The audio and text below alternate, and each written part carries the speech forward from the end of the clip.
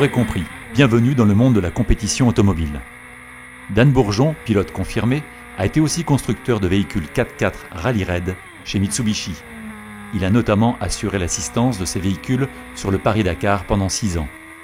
De cette expérience est né le Tracking Car.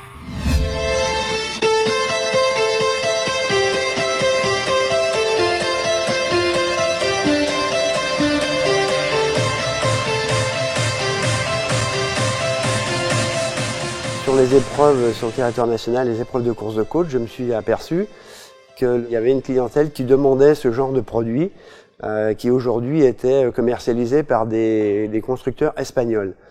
Et l'idée m'est venue de réaliser un projet 100% Bourgeon Compétition.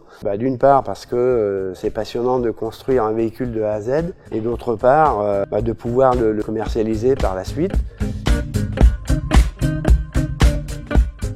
Je suis parti d'une feuille blanche. Tout était dans la tête. La dimension de la voiture était imposée par une réglementation bien spécifique, mais la maquette, la réalisation de la maquette est 100% de ma conception.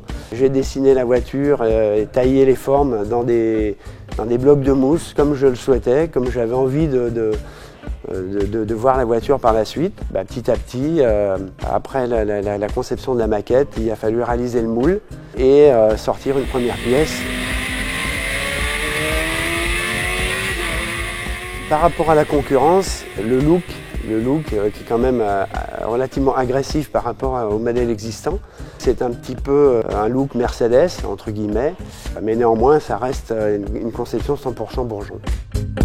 Le potentiel d'acquéreur, c'est plutôt des gens qui sont quand même passionnés par les sports mécaniques, forcément un petit peu aisés parce que les modèles qu'on va commercialiser ont une certaine valeur, mais l'avantage de ce tracking par rapport à la concurrence, c'est que nous avons deux modèles.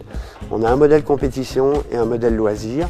Donc le modèle loisir qui est une version un peu plus low cost que la version compétition, qui s'adresse à des gens passionnés, mais pas forcément des gens très techniques qui sont de vrais mécaniciens. Ça peut s'adresser aussi à des femmes. Il y a des femmes qui m'ont contacté pour rouler dans ce type d'engin qui sera très simple d'utilisation, un minimum de réglage et un minimum d'entretien.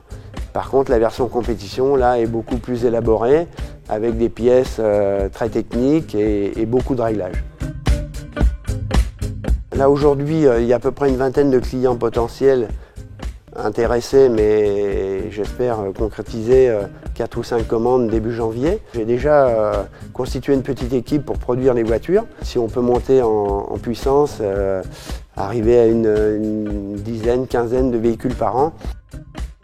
Le but, c'est de pouvoir vendre ces véhicules, de pouvoir embaucher du monde, de faire prospérer ma petite société et d'inonder le marché national et voire européen, parce qu'on a déjà des contacts avec des pays espagnols, Belgique et Suisse.